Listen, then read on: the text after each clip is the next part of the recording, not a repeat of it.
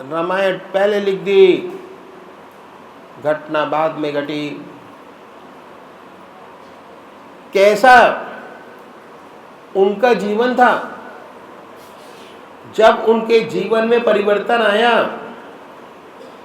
तो उल्टा नाम जपते जपते, भगवान का नाम उल्टा हृदय में लेते लेते इतना ऊंचा महर्षि हुआ कि रामायण पहले लिख दी, घटना बाद में घटी। तो ये ऐसा प्रकाश है, ऐसा उजाला है, अगर सच्चे तरीके से हृदय में जागृत हो जाए तो अंधेरे को अपने आप दूर करता चला जाता है। छोड़ना कुछ नहीं है। जो आज आपकी जिंदगी है उसमें एक चीज बढ़ाइए। इस रास्ते पे चलने वाले जो हमारे सद्गुरु हुए, एक के पीछे एक, उन्होंने परमात्मा को पाने के लिए,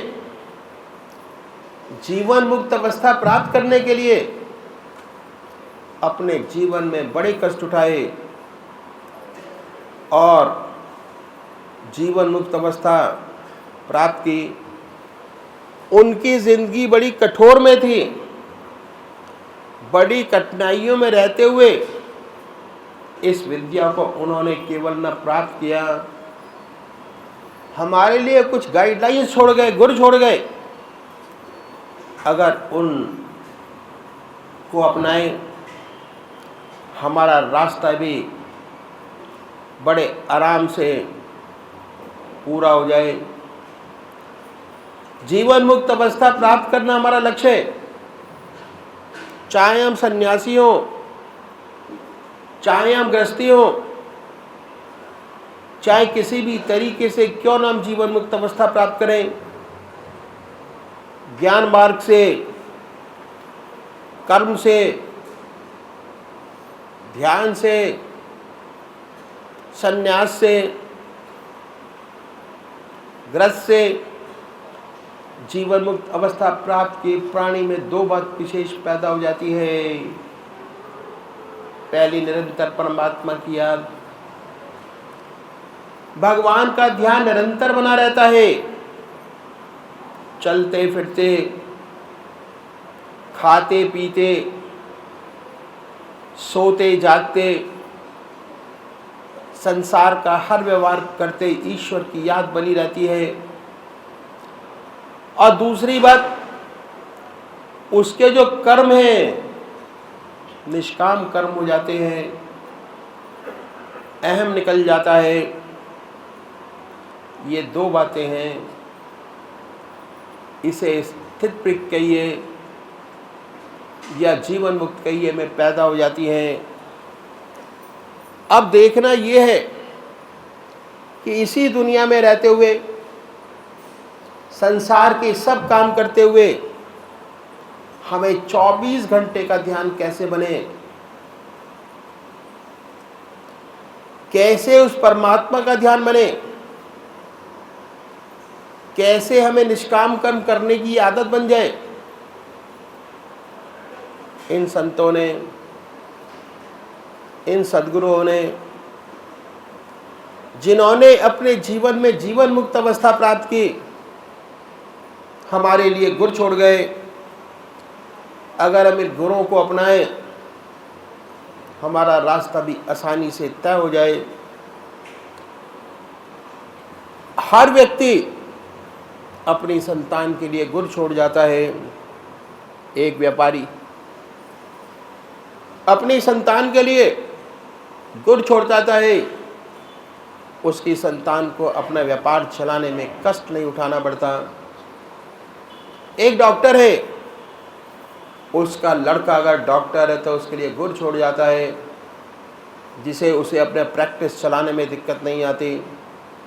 इंजीनियर है, अपने बच्चों के लिए गुर छोड़ जाता है, उसे अपना कारोबार चलाने में दिक्कत नहीं आती।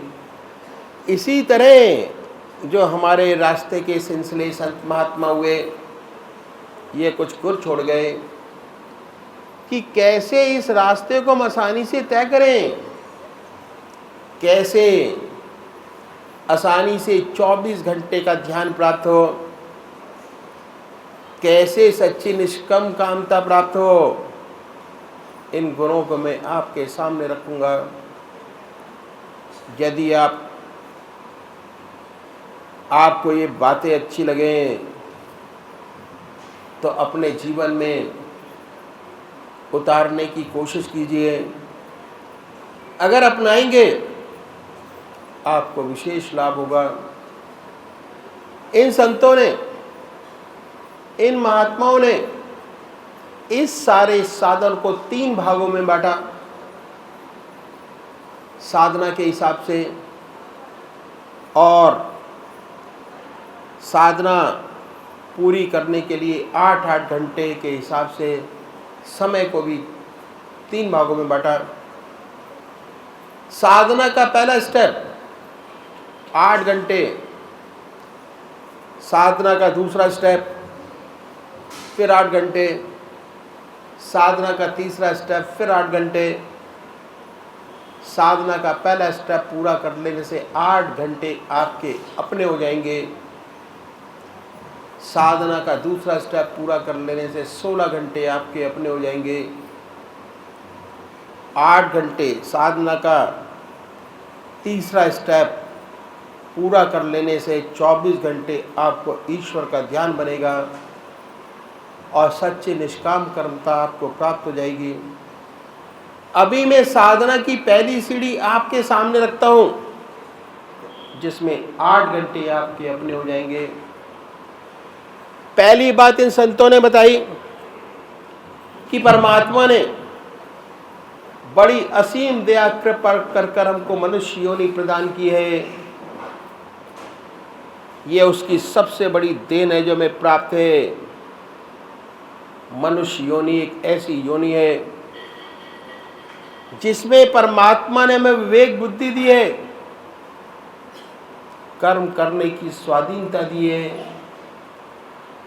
बाकी 84 लाख योनियां भोग योनियां हैं। बड़ी दया कृपा कर परमात्मा ने हमें मौका दिया और हमें इसका पूरा पूरा लाभ उठाना चाहिए। कहा है, बड़े भाग्य मानुष तन पाव, सुर दुर्लभ सद ग्रंथन गाव, साधन नाम मोक्ष कर द्वारा, पाए न जेहि परलोक सवारा।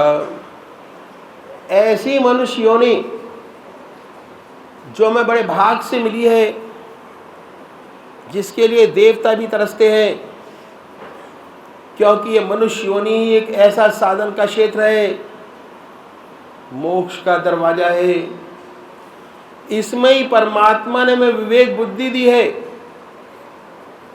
कर्म करने का अधिकार दिया है, स्वाधीनता दी है। यदि हम चाहें तो अप्रतिशील हो तो उस परम पिता परमात्मा को प्राप्त कर सकते हैं। ये एक ऐसी योनि है, इसके लिए देवता लोग भी तरसते हैं। ऐसा सुंदर अवसर हमें ईश्वर ने दिया, हमें इसका पूरा पूरा लाभ उठाना चाहिए। जितने संत महात्मा हुए, जितने धर्म हुए, जितने पंथ हुए, सब ने इस मनुष्य योनि की भूरी भूरी प्रशंसा की है। कबीरदास जी ने कहा, कबीरा हर की भक्ति कर, तज विषया रस चौच, बार बार नहीं पाइए मानस जन्म की मौज। इस सेवक के गुरुदेव कहा करते थे कि विषय वासना की आनंदी, मिथ्या जन्म बिगार, मानस जन्म गरीब न फिर कर ले हरि सो प्यार। ऐसा सुंदर अवसर, इतना श्रेष्ठ जीवन हमें परमात्मा ने दिया। हमारे महर्षियों ने बताया कि चाहे आप गृहस्थी हो, चाहे सन्यासी, आपको आधा घंटा प्रातः संध्या वंदना अवश्य करनी चाहिए और आधा घंटा सायंकाल। 2 समय निश्चित कर दिए और हमारे देश में 99% लोग परमात्मा को मानते हैं और अपने किसी न किसी ढंग से परमात्मा की पूजा करते हैं। बहुत से लोग तो आधा घंटे से ज़्यादा भी पूजा करते हैं, लेकिन यदि हम उनसे कहें कि आपको इस पूजा का क्या लाभ हुआ, तो 4 बात बताने के खामोश हो जाते हैं। पहली बात ये कि भाई ईश्वर का नाम लेना बहुत अच्छी बात है, हमारे घर में मंदिर है, हमारे दादाजी पूजा करते थे, हमारे पिताजी पूजा करते हैं, हम करते हैं, हमारे देखा देखी हमारे बच्चे भी पूजा में बैठते हैं, गॉड फियरिंग है। हर महीने वृंदावन जाते हैं दर्शन कर लें। अगर हम उनसे ये पूछें कि इससे क्या फ़ायदा हुआ, तो ऐसे बहुत से कम लोग होंगे जो कहेंगे हुआ। इन संतों ने कहा कि हम एक ऐसा तरीका बताते हैं, यदि इस तरीके से पूजा करेंगे तो आपको विशेष लाभ होगा। और ऐसा तरीका बताया जिसे हर कोई अपना सके, चाहे किसी भी मजहब का मानने वाला हो, किसी भी धर्म का अनुयायी हो, अपने धर्म के मत पर चलते हुए कर सके। ऐसी बात बतलाई जो मैं आपके सामने रखने की कोशिश करता हूँ। संसार में हर मजहब में 2 प्रकार के व्यक्ति हैं, एक साकार पुजारी और दूसरे निराकार। बहुत पुराने ज़माने से चले आ रहे हैं, कोई नई बात नहीं। आपस में झगड़े भी होते हैं, वाद विवाद भी चलते हैं, लेकिन सब ये होते हुए आज तक दोनों कायम हैं। बात ऐसी है कि मनुष्य का स्वभाव कुछ ऐसा ही है, किसी को चेहरे से प्यार होता है, किसी को शक्ल से प्यार होता है, किसी को मूरत से प्यार होता है, किसी को सूरत से प्यार होता है और किसी को मूरत से प्यार नहीं होता। जिन्हें शक्ल से प्यार होता है वह साकार पुजारी, और जिन्हें शक्ल से प्यार नहीं होता वह निराकार। इन संतों ने दोनों के लिए रास्ता बताया। जो साकार पुजारी हैं उनका एक इष्ट का निश्चित करना पहला काम। अपनी आत्मा से पूछिए भगवान की कौन सी मूर्ति आपको सबसे ज़्यादा प्यारी लगती है, जिसमें आप भगवान की सबसे ऊंची भावना डाल सकते हो। उसे अपनाइए, उसे अपना इष्ट माने, उसी की पूजा करें, उसी का ध्यान करें, उसी को याद करें, उसे कभी बदले नहीं। ऐसा नहीं कि आज आप राम की पूजा करें, कल कृष्ण की, परसों माँ की, तरसों देवी की। अगर रोज रोज बदलेंगे तो इसका विशेष लाभ नहीं होगा। दरअसल में पूजा का जो मकसद है वो है चित्त की एकाग्रता प्राप्त करना। ऊपर उससे उठे तो मैं ये कहूँगा कि चित्त की वृत्तियों का निरोध प्राप्त करना। ऐसी हालत जब आपके मन के अंदर विचार शून्यता आ जाए, और वो जब ही हो सकता है जब आपका एक इष्ट हो। पूजा कैसे करें? कुशा या कंबल का आसन हो, धूप बत्ती अगरबत्ती जलाएं, साफ सुथरी चादर बिछी हो, रात्रि के वस्त्र बदल कर बैठे। अगर स्नान नहीं कर सकते तो कोई बात नहीं, मुंह हाथ धोकर सुख आसन से बैठे। कल्पना करें कि आपका इस शरीर आपके सामने विद्यमान है। कोई भक्ति भरा गीत गाइए तो क्या होगा? आपके वैरमुखी विचारों की दुनिया से मन हटकर ईश्वर की तरफ लगेगा। और ध्यान करेंगे तो ध्यान बनेगा। पहले बाहर ध्यान बनाइए। जब उस पवित्र मूर्ति का ध्यान बाहर बन जाए, बड़े प्यार से अपने हृदय में उतारिए, बैठाइए, इतने प्यार से कि ना कोई दूसरा विचार रह जाए, ना ख्याल। हमारी आत्मा हमारे मन को देखती रहती है, बताती रहती है कि हम क्या कर रहे हैं। जब मन हट जाए तो फिर प्यार से इसी मूर्ति पर जमाएं। फिर ना कोई विचार रहेगा, ना ख्याल। जब चेतन अवस्था में लौटेंगे, उसी के ध्यान पर लौटेंगे और उस समय आपको बड़ी सुंदर अनुभूति होगी। आपका हृदय, मस्तिष्क आनंद से भर गया।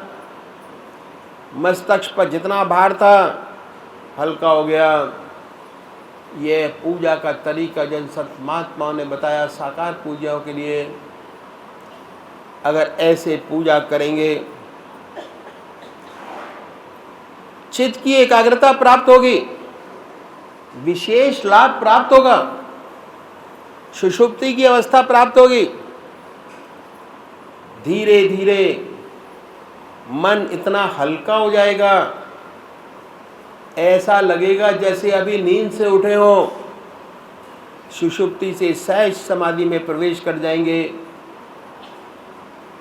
दूसरे वो भाई हैं जो निराकार भगवान के उपासक, जो परमात्मा की मूर्ति को नहीं मानते हुए भगवान के नाम को पकड़ें और उस नाम को चुने जो उनकी आत्मा को सबसे प्यारा लगता है।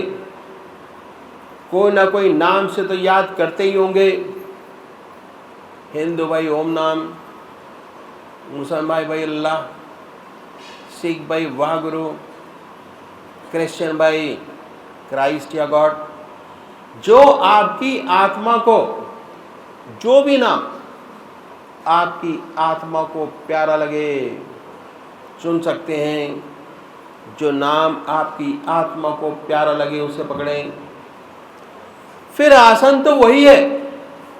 सुख आसन से पलौती लगाकर बैठे, हृदय की तरफ निगाह रखें, आनंदमयी अवस्था बनाएं और ये ख्याल करें, जब आपका हृदय दुख दुख करता है, उस हार्ट बीट में जो आपके मालिक का नाम है, जो नाम आपने चुना है, जो नाम आपकी आत्मा को सबसे प्यारा लगता है, सुनिए ख्याल से, आनंदमयी अवस्था बनाइए, बड़े प्यार से बैठिए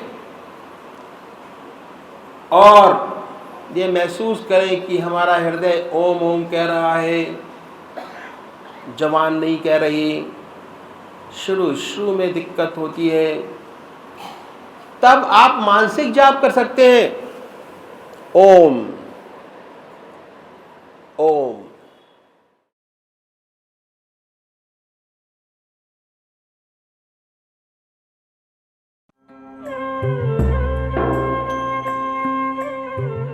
ध्यान योग के कार्यक्रम आनंद योग से निशुल्क जुड़ने के लिए संपर्क करें 9810239677।